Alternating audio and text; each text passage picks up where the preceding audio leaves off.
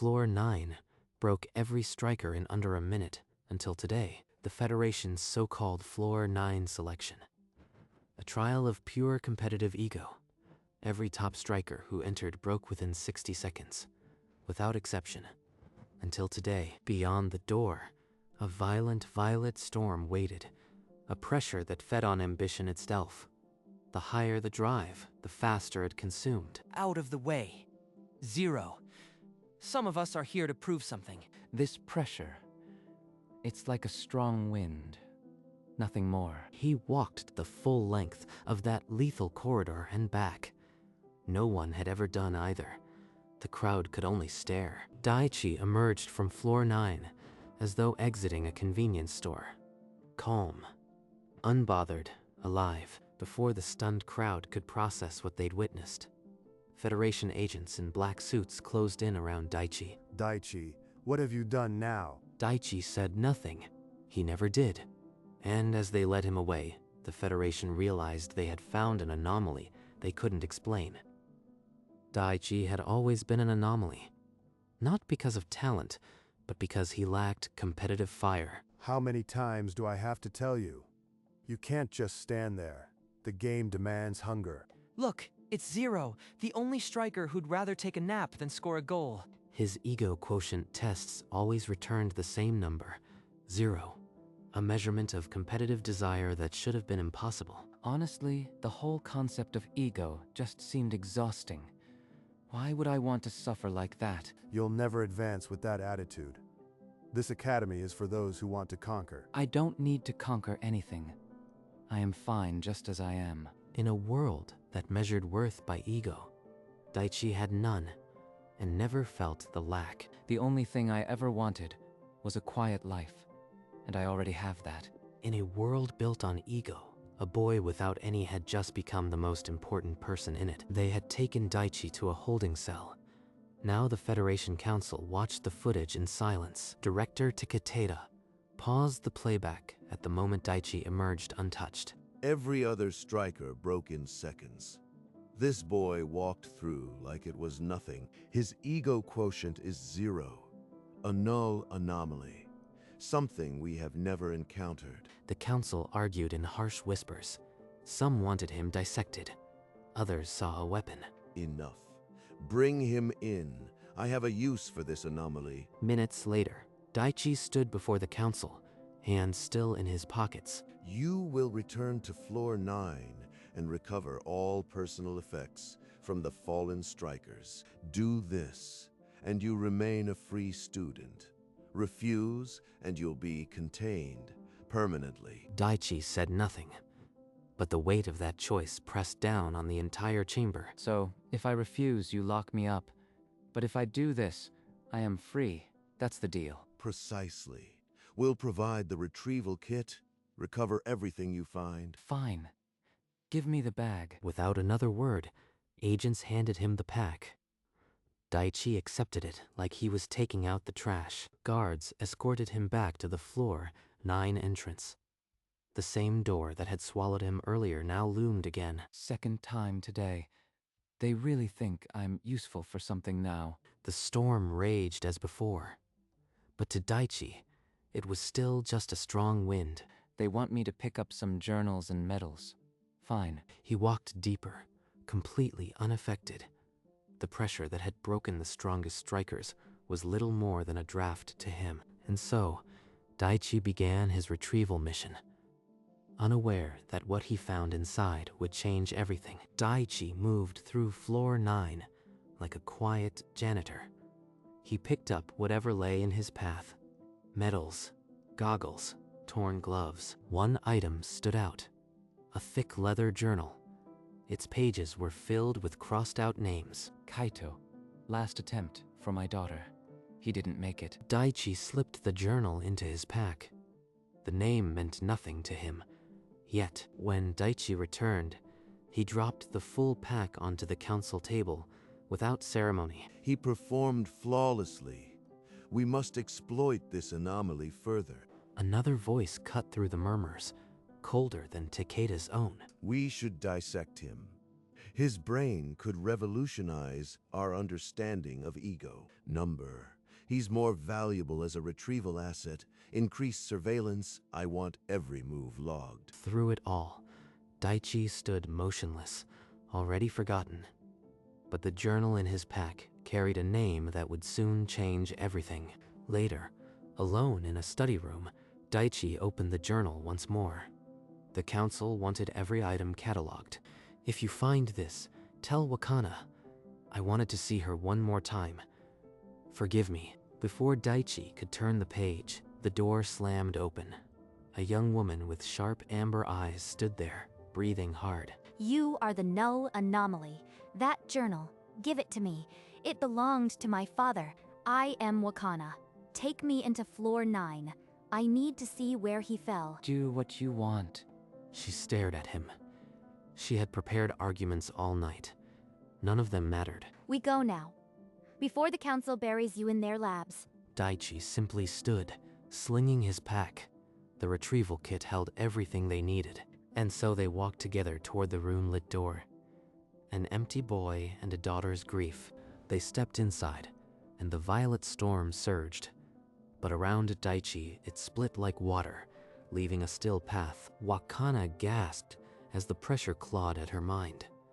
She pressed close to Daichi, using his emptiness as a shield. Deeper inside, the storm paused around a fallen locker. A nameplate read, Kaito. That's his. My father's locker. The council just left everything here. Daichi pulled out an ancient manual and a smaller journal. Wakana grabbed the journal, finding a photo tucked inside. If you find this, forgive your old man. I wish I had more time. She collapsed to her knees, the words blurring. Daichi stood silently, the ancient manual already in his hands. He turned the manual over. No training regimens, only cryptic diagrams in a single line. To prevent the end, the symbols weren't for strikers. They mapped the ego pressure system itself. This isn't a training guide. It's a design document, written by whoever created this floor. That night, in his sparse dorm room, Daichi studied the ancient manual under a single lamp while the academy slept. The language is archaic, but the engineering diagrams, they map the pressure field precisely. He traced a flowing signature etched into the spine. Chairman Kuroda, and the core directive. The zero ego shall be the end of competition. They must be eradicated. This floor wasn't a selection. It was an extermination protocol, designed by the chairman himself. The runes were calibrated to echo and amplify ego projection. The brighter you burned, the faster you broke. I burn at 0. That's why it ignores me entirely. I was the target all along. The council had sent him in as a tool, unaware he was the exact threat the floor was built to destroy. If they learn the truth, they'll lock me away and dissect the anomaly. Or worse, try to replicate it for their own ends. He closed the manual and slid it beneath his mattress. The secret would keep. For now, the next morning, Daichi found Wakana in a quiet corner of the library. He slid the manual across the table without a word. What is this? Some kind of sick blueprint. Floor 9 was built to wipe out people like me. Your father was collateral damage. And the council knew. They just sent people in to die? They don't care.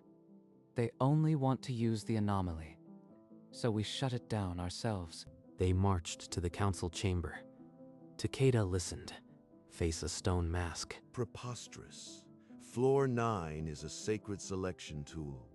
You will be detained for spreading this treason. Then we'll shut it down without your permission. Before the guards could react, Daichi grabbed Wakana's wrist and sprinted for the elevator. A quick override, a stolen access card, and they were descending. They had one destination, the deepest level, where the core of floor 9 hummed with ancient malice. The elevator doors opened onto an abyss of purple light. A vast circular chamber, runes blazing, air thick with silent screams. A small round door stood at the edge, ancient keyhole pulsing.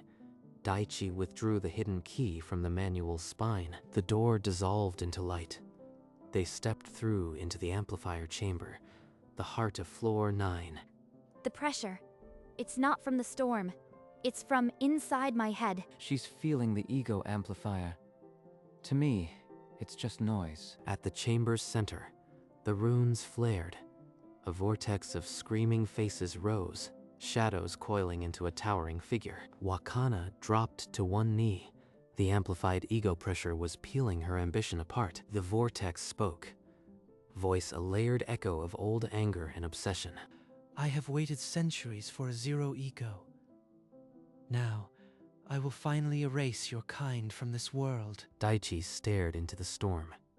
No fear, no drive, only the stillness that had brought empires to their knees. The consciousness roiled in the vortex. It could not strike Daichi directly, so it reached for the nearest vessel. A forgotten body rose from the floor. A striker lost for years, limbs snapping into motion like a marionette. Your mere existence threatens our world order. I shall erase you with borrowed hands. The puppet lunged. Fists wreathed in ego energy shattered the runes where Daichi had stood a heartbeat before. I don't want to fight. This body isn't my enemy. It's just a shell. Daichi, stop. That's Ren, my father's training partner. He was lost here 5 years ago. Daichi froze. The dead man's eyes held no life, but his face still wore the features of someone Wakana had known. Yes, remember her despair. Her pain is a feast for my eternal strength. The puppet attacked again, faster, now, fueled by Wakana's anguish. The pressure in the chamber spiked violently. Daichi dodged, but the assault was relentless. He could not strike back without harming Ren's body. Wakana forced herself upright. Through the pain, her eyes traced the glowing patterns on the floor. The runes, they're weakest at the intersection there. Daichi pivoted and sprinted to the spot she indicated. The floor there pulsed sluggishly. Barely alive, the possessed striker lunged and staggered the moment it crossed into the weak zone. Its violet aura flickered. The runes aren't just amplifiers. They're feeding directly from the chairman's own ego. That's the loop. If you step into the vortex, your zero ego might short-circuit the whole system. I walk into the storm and it has nothing to burn. That's the counter. That's the counter. You cannot stand where ego is absolute. Your emptiness will be consumed. Daichi said nothing. He simply turned and began walking toward the howling vortex at the chamber's heart. Behind him, Wakana collapsed again, the pressure hammering her down, but her eyes stayed open, fixed on that calm silhouette. You cannot save her. Ego is eternal. Her ambition will devour her from within. Wakana screamed. The pressure poured into her skull like molten lead, amplifying grief into a weapon aimed at her own mind. Daichi turned at the sound. For a single heartbeat, his expression tightened, the closest to concern he had ever shown. Without hesitation, he unzipped the retrieval kit and pulled out a reinforced training staff, its grip worn from years of use. I don't have ambition to burn. That's not a weakness. It's the only thing that can kill you. He stepped forward. The vortex screamed louder, as if sensing what was coming. Fool. The void will swallow you whole. Daichi, don't you dare stop. Daichi did not answer. He just kept walking, the storm bending away from his stillness. The chamber held its breath. The ancient trap and the anomaly it was built to kill faced each other at last. Daichi stepped into the swirling mass. The screaming faces recoiled as if scalded. The ego loop groped for his ambition and found nothing but silence. The runes across the chamber floor stuttered, their light fracturing as the system fed on emptiness. Too much input. The design never accounted for a void. He swung the staff and slammed it into the central rune cluster, the heart of the array. Impossible. You have no desire to devour? What manner of creature are you? The vortex wobbled. Rendered faces tore themselves apart, howling in silence. Daichi twisted the staff deeper into the glowing fissure. Ancient stones screamed as cracks spidered outward. I will not be undone by an empty vessel. If ego cannot swallow you, then I shall. The floor convulsed. The ancient trap, starved of ego, began to devour itself. But the chairman's rage would not die quietly. The consciousness screamed. Stripped of its vessel, it lunged for Daichi's mind, a final desperate possession. Submit to ambition. Let my will consume you, as it consumed all those before. Still trying to find something to grab. I don't have any. The chairman's presence recoiled. In the void of Daichi's heart, it found nothing to anchor, only silence. The vortex screamed one last time, not in rage, but in horrified irony. Its paranoid creator had delivered his own end. The runes shattered. The pressure collapsed inward, and Ren's body dropped to the floor, free at last. Wakana stirred, the pressure lifting like a weight thrown off her lungs. She gasped and pushed herself up, but the chamber groaned. Without its core, the entire floor began to crumble, a dead thing finally giving way. Daichi moved. One arm hooked under Ren, the other reached for Wakana. There was no time for words. Daichi pulled Wakana to her feet, hooking her arm over his shoulder, while Ren hung limply from his other. He ran. The corridor bucked, pieces of stone raining down, but his footing never faltered. The dying storm still raged, violet arcs slicing the air, but around Daichi, it bent like a river around a stone. Behind them, the core chamber collapsed. The roar swallowed all sound, a hungry silence rushing in. Wakana's grip tightened on his shoulder. Ren's head lolled, but a weak breath fogged the air.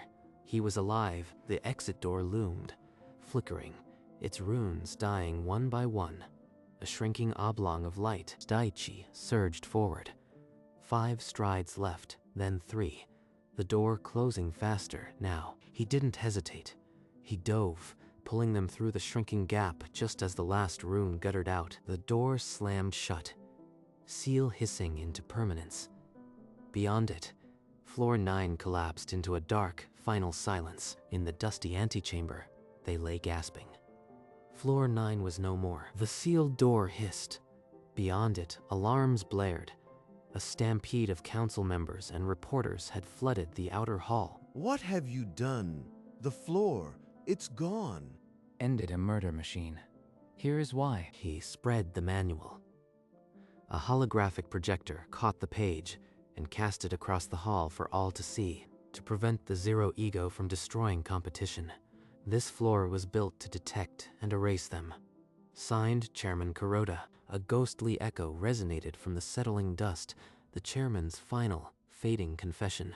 I created the very threat I feared. Forgive me. The voice dispersed into silence. News cameras captured every word. Across the nation, screens filled with the truth of Floor 9. My father and hundreds of others were murdered by this lie. No more. The council chamber descended into chaos. The ego-based selection system, built on an ancient murder, had been publicly unmasked. In the chaos, a vote was forced. The council abolished the old ego-based selection system, effective immediately. This institution has failed. I resign as director, effective today. Reporters pounced, but their target was already moving. Daichi slipped through the crowd like water through reeds. They called him a hero, a revolutionary. He didn't slow down. Fame was just another form of ego he didn't possess. Wakana watched from the corridor's shadow. She had seen her father's name cleared, but the one who did it was already leaving. After everything, he just walks away. She pushed off the wall and strode after him, footsteps echoing in the emptying hall. Daichi, wait, you are just going to leave? After all that? Daichi said nothing, but for a moment, he didn't walk away either. Without a word, Daichi turned and walked toward the rooftop access stairwell. Wakana followed, her footsteps matching his. They emerged onto the dark roof, city lights sprawling below. The air was cold and clean, free of ego pressure. You saved my life, Daichi. And Ren's, doesn't that mean anything to you? Any feeling at all? It just happened. I didn't do it for a reason. He really doesn't feel pride or satisfaction. It's like he's missing a piece of what makes us human. Then maybe you are the most human of all. You act without needing a reward. That's kind of beautiful. Daichi glanced at her. For a moment, something unreadable flickered in his slate eyes. A faint curve touched his lips, barely there, like the ghost of a smile. It vanished almost before it appeared. Call it what you want. I just am. Wakana leaned back against the railing, looking at the night sky. The world had changed, but the boy beside her remained exactly the same, and somehow that was enough. Days later, in a quiet hospital room, Ren opened his eyes for the first time in 5 years. Where am I? What happened? The nurse told him everything.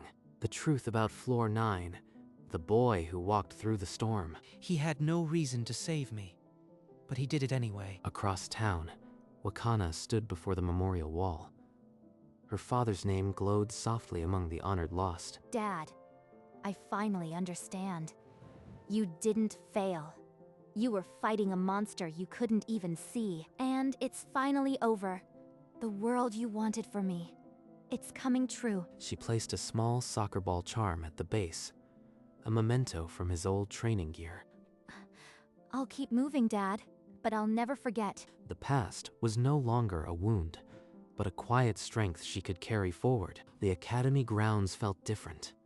A new selection method, no ego pressure, but Daichi walked the same path, unchanged as always. Daichi, son, maybe you could share what you learned? Teach the younger ones? Teach the younger ones? I don't teach. I just exist. The coach blinked, but there was no malice in the refusal. Just an undeniable truth about the boy.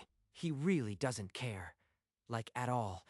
That's kind of awesome. Daichi walked past the whispers, found a shaded bench at the edge of the field, and pulled out a worn paperback. A story about a fisherman. Simple struggles. No ego required. The world had tilted, but he remained grounded. Empty, still, and perfectly content. A petal fell on the page. He brushed it aside without breaking his rhythm. He turned the page. The Academy's new era could wait. For now, this was enough. The evening came quietly, painting the street in amber. Daichi walked home without hurry, hands in his pockets. A vibration buzzed against his thigh.